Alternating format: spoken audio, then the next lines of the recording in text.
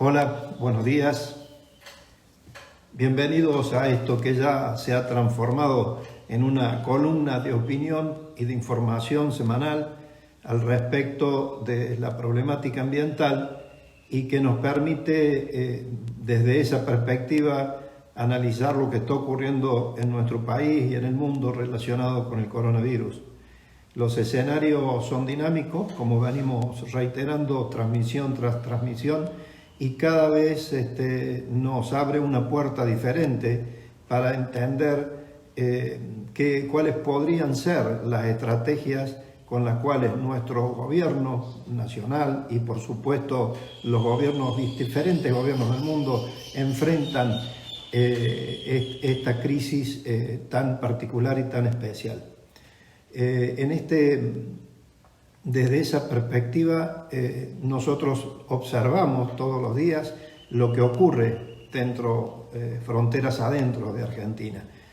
Entendemos la urgencia y las necesidades de sostener un criterio de trabajo en donde la solidaridad es la protagonista sin condicionamiento.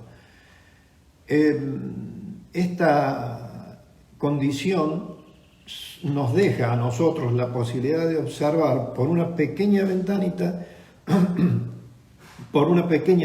lo que ocurre en el mundo. Vemos los comportamientos y la evolución de la pandemia en muchos de los países, de los cuales algunos nos sorprenden la forma de reacción y su manejo de crisis. Pero no vemos lo que tras bambalinas ocurre. Y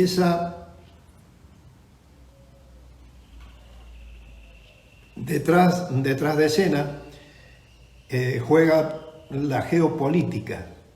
Entonces, desde tratar de asomarnos un poquito, un poco con herramientas rudimentarias, porque trato de ser un observador para acercar una opinión condicionada, obviamente, porque no tenemos la posibilidad de observar todo lo que ocurre por detrás.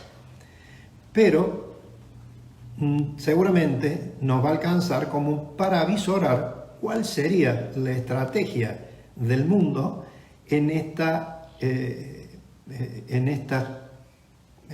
digamos, la pospandemia, lo que va a ocurrir el día después. ¿Habrá nuevos liderazgos? ¿Se ratificarán los liderazgos globales en el mundo? Todo es posible, no hay una predicción definida, porque aquello que pensábamos hace poco ha cambiado rotundamente y al día siguiente vuelve a mutar, vuelve a cambiar. Eso es, digamos, el común denominador que tiene este escenario. La entrada y la salida de muchos de los actores y que podrían llegar a cambiar.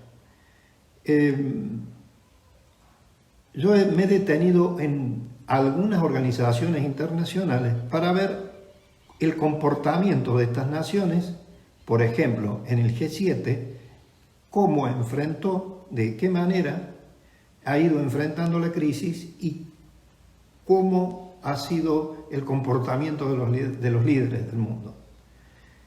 El G7 está integrado por 7 países que tienen el mayor Producto Bruto Interno del mundo, es decir, un gran poder económico, un gran desarrollo, y estos son Estados Unidos, Japón, Alemania, Reino Unido, Francia, Italia y Canadá. La reunión de estos líderes se denomina la cumbre del G7. Desde la creación hasta el año 98, Rusia solamente participó, presten atención, porque Rusia, siendo un actor tan importante en el mundo, no estuvo presente desde el origen, desde la formación de esta organización, de este organismo. Digamos, la participación de Rusia era como veedor, como solamente alguien que estaba como un país que estaba como un observador. En el 98, Rusia accede a ser parte de este grupo del mayor producto bruto, de poseedores del mayor producto bruto interno del mundo, pero solamente con injerencia sobre las políticas que este grupo tomaba o decidía para el resto del mundo, pero no así del financiamiento. De cualquier manera, esto definió un nuevo escenario y se denominó G8, el G8, que del 98 al 2014 funcionó como tal, pero luego del incidente en la península de Crimea, en donde termina Rusia anexionando justamente estos territorios, le cuesta la expulsión del grupo y queda definitivamente como el G7. De cualquier manera, lo que estoy planteando es escenario de dificultades y cómo enfrentan cómo se enfrentaron y desde qué lugar y desde qué intereses la geopolítica juega y por qué podríamos llegar a ver una evolución en los liderazgos del mundo. Aún así, habiendo terminado esa participación de Rusia en este famoso conglomerado de países más poderosos, quedan escenarios de confrontación y otro escenario de confrontación inacabable y que nunca termina de resolverse es la Organización Mundial del Comercio. Rusia no ha accedido a la Organización Mundial del Comercio. Son integradas por 149 países que también en el que obviamente está Estados Unidos. Acordado con absolutamente todos los 147 países que necesitaba acordar, pero le falta uno, Estados Unidos. Y siguen las discusiones y por eso hoy Rusia en la actualidad no pertenece a la Organización Mundial de Comercio. Sigue la discusión.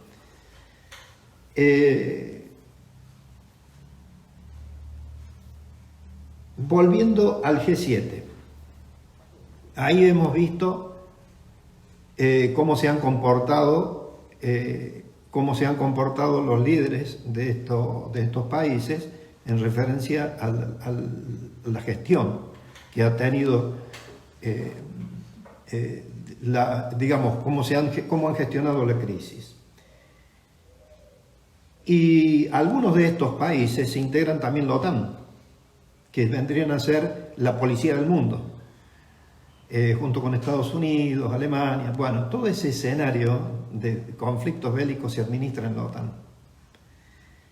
La OTAN, los integrantes de la OTAN, que algunos son también integrantes del G7, le reclaman a Washington la falta de empatía con estos países en la crisis y que se retiró, que huyó de esa responsabilidad de liderazgo mancomunado que sostenían en la OTAN, junto con Canadá inclusive. Cada uno de los países está interviniendo solo. No hay una acción salvo aquellas que todavía le permiten a la Organización Mundial de la Salud. Se atienden las recomendaciones, pero hay una gran crisis de atención y de tensiones sobre la Organización Mundial de la Salud. ¿Cómo está la credibilidad de los líderes? Porque también esa es una instancia muy importante para entender cómo pueden llegar a sostenerse o a incorporarse nuevos actores dentro del liderazgo en el nuevo orden mundial. Si observamos a Estados Unidos hacia afuera, Trump recibe sostenidas críticas, y no solamente de aquellos que nunca quisieron o nunca vieron a la potencia del norte como amigable o que les interesara que tuviese éxito en sus políticas. La mayoría en el mundo observa que Trump no ha gestionado adecuadamente y con críticas a las permanentes polémicas que desencadena, inclusive aún en estos escenarios tan difíciles en los cuales la moderación debería ser una fórmula adecuada para continuar resolviendo y gestionando precisamente todas las dificultades que se avecinan. Boris Johnson, por su parte, en el Reino Unido, también ha tenido una serie de críticas relativamente graves, inclusive ha tenido que cambiar, ha sido el más permeable de los cambios en su discurso, de salir de una economía total a no suspender las actividades económicas, a pasar directamente a las cuarentenas y bueno, un poco las políticas más humanitarias que se han visto en el Reino Unido. Angela Merkel, que ha sido muy alabada en cuanto a lo que es la capacidad de gestión de la Premier alemana, no solamente en esta crisis, sino por la moderación y el buen criterio de su gobierno en términos generales. Deberíamos entender que tanto Donald Trump como Boris Johnson no tendrían una muy buena imagen, pero no es así. El país, en sus países, las imágenes que tienen y la aprobación de las gestiones, aquellas inclusive que nosotros vemos con ojos muy críticos, ha sido aprobada. Es decir, aunque poco interese a nuestros ojos lo que nosotros veamos, los propios sostienen, digamos, las políticas con una mayoría muy importante y le dan un fuerte respaldo. ¿Importa para liderar el mundo eso? Sí. Importa, a nosotros nos importa, pero no a ellos. Porque en realidad Estados Unidos tiene una política exterior que esté quien esté gobernando, tiene una matriz y se respeta. Lo mismo pasa para el Reino Unido y lo mismo pasa para Angela Merkel en sus territorios. Pero ¿cuál sería el indicador de que todo esto pueda cambiar? Si ellos tienen el respaldo interno, ¿cuál podría ser el desencadenante? Hay un escenario que hace que todo esto empiece a tener que podamos observar avisorar alguna posibilidad de cambio, que es precisamente la Organización Mundial de la Salud. Este es el escenario de confrontación que puede llegar a definir los destinos del mundo en muy corto plazo. Aquí se sostiene que la mala gestión que realizó Estados Unidos, la que inició también, con la que inició también Reino Unido y con un agregado de Alemania, se sostiene que la culpa de lo que ocurre en Estados Unidos es culpa de la Organización Mundial de la Salud.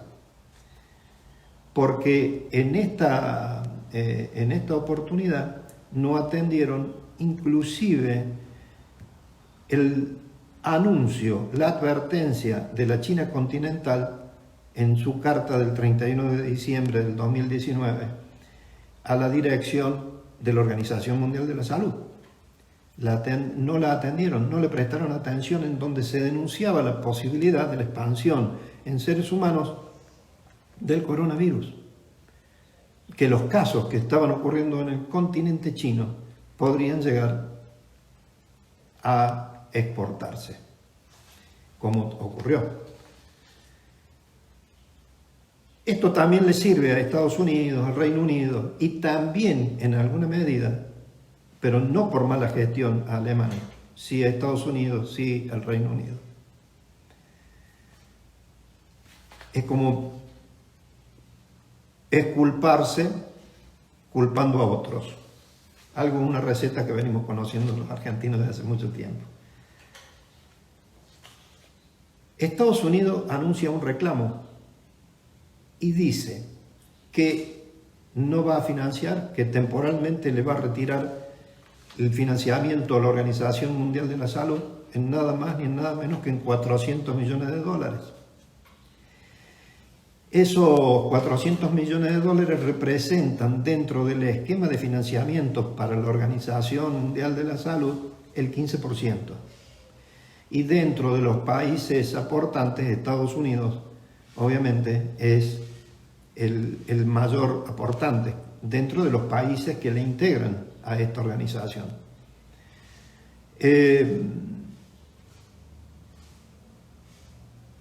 La solidez de los reclamos de Donald Trump hacen pensar también que los financiamientos que no son de los estados, que son donaciones que pueden hacer organizaciones de beneficencia internacional, como el caso de la Fundación Bill Gates o la Fundación Gates, que ha hecho donaciones importantísimas y que fue noticia en el mundo a la Organización Mundial de la Salud, abre un interrogante de ver qué podría llegar a hacer justamente estas organizaciones que sí representan el 80% del financiamiento total que recibe la Organización Mundial. Entonces, ¿cuál sería la dificultad? La dificultad es que, aún sosteniendo esas donaciones, son los donantes los que eligen el destino de los fondos.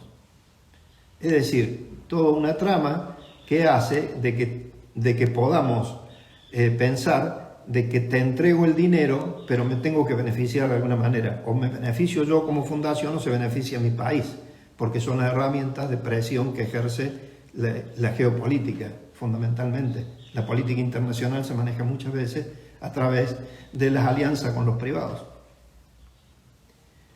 Esto puede llegar a cambiar y, bueno, podría llegar a cambiar, pero podría llegar a cambiar los destinos de la Organización Mundial de la Salud y transformarla. No creo que vaya a desaparecer, me parece que eso sería demasiado torpe de mi parte entender de que eso podría llegar a ocurrir, aunque nada es definitivo. Es probable que tengamos la posibilidad de ver estos cambios y estas mutaciones rápidamente. De cualquier manera, ¿por qué? Hay otro detalle. Si algo se le ha criticado a la Organización Mundial de la Salud es precisamente por la burocracia, por la lentitud, por los errores que comete sistemáticamente y por haber atendido preferentemente los intereses de los países, escuchar demasiado a los países que tienen injerencia y fundamentalmente a las organizaciones de beneficencia. Si esto es así, ¿por qué ahora Estados Unidos reclama tan vehementemente en esta oportunidad? ¿Por qué le reclama? Le dice de que culpa de la lentitud de la toma de decisión de la Organización Mundial de la Salud y no haber supervisado a China adecuadamente, el mundo está inmerso en esta dificultad. Pero lo que más le preocupa a ellos es la dificultad por lo que pasa en Estados Unidos. Por eso la represalia. Pero también dice Andrés Oppenheimer, que es un columnista de la política internacional en la cadena CNN, que aquel grupo de los 7 es el grupo 0 hoy, por todas estas dificultades que cada uno está pasando, porque ha sido impactado directamente. Más allá de Angela Merkel, que puede rescatar su figura y emerger como una gran líder del mundo, el resto ha sufrido las dificultades que la pandemia les ha dejado. ¿Por qué este celo?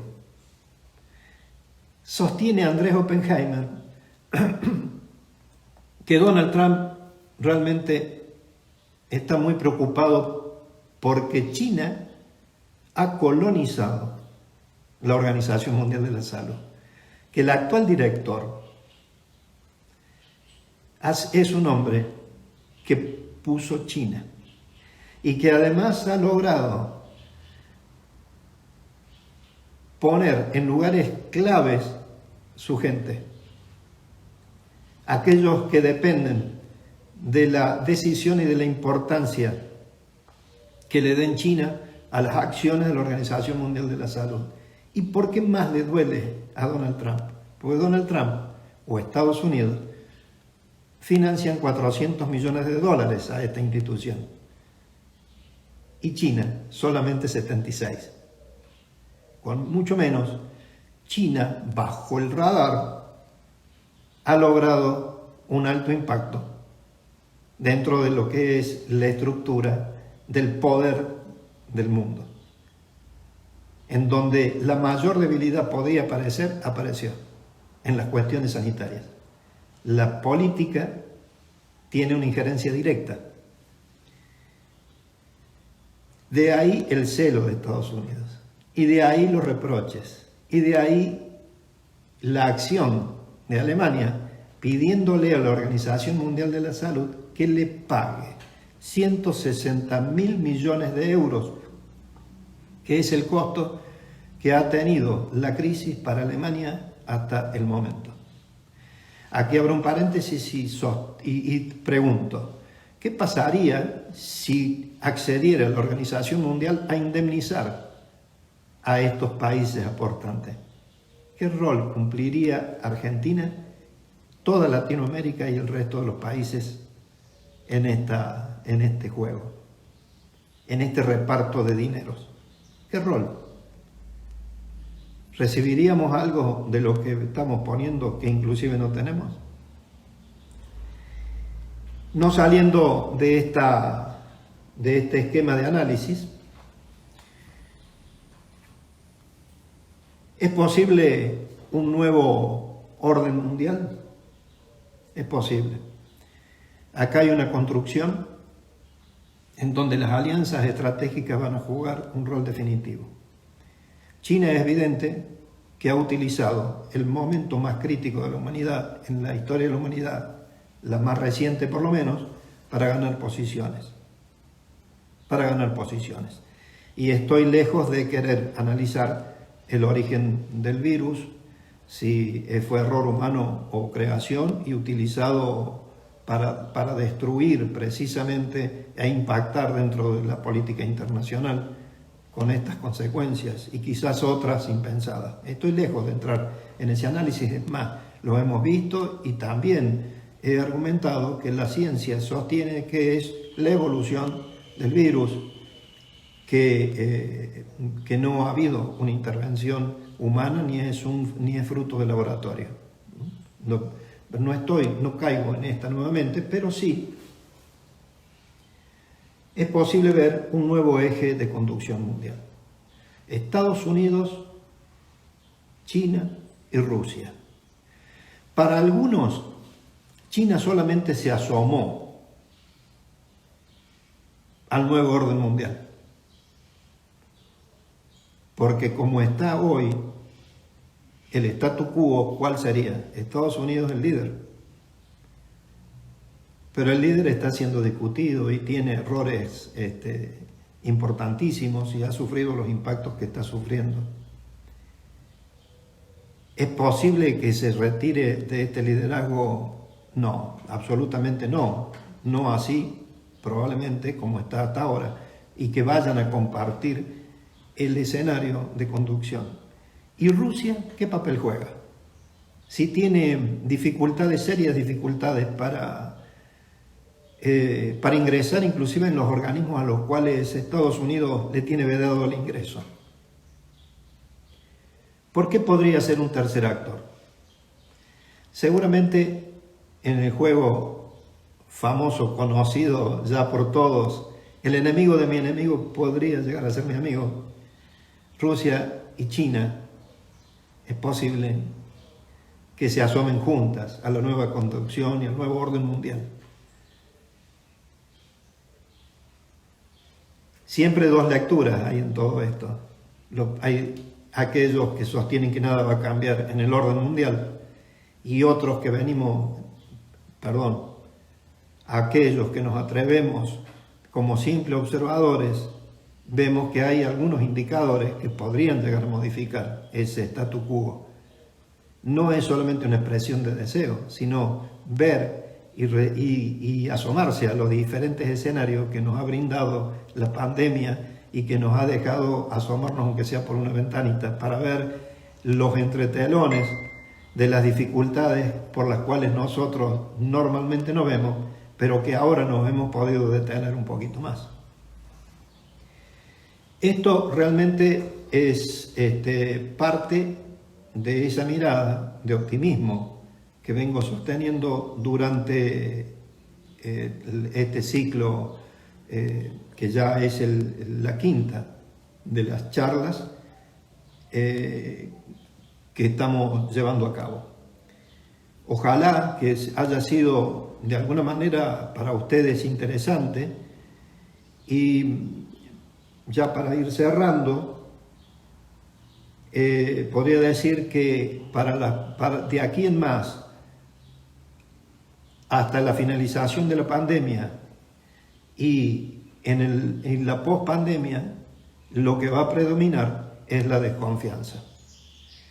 La desconfianza de los líderes del mundo para ver cómo terminan posicionados y cuán heridos o muertos pueden llegar a salir de esta confrontación. Como siempre, les agradezco el tiempo que han tenido para estar y escuchar esta conferencia, hacerles un comentario que hoy a las 16 horas voy a mantener una entrevista por videoconferencia con el señor embajador de la República China, Taiwán, que me ha otorgado el honor de acceder a esta conferencia virtual, que seguramente, si la tecnología asiste como esperamos, la vamos a tener la próxima semana, ya una vez editada, para que ustedes puedan, en primera persona, por boca del señor embajador Antonio Xie, su visión de cuál es el futuro del mundo y cuál es el rol que considera Taiwán que puede entregarle al mundo. Muchísimas gracias y nos veremos la semana próxima. Ha sido un gusto.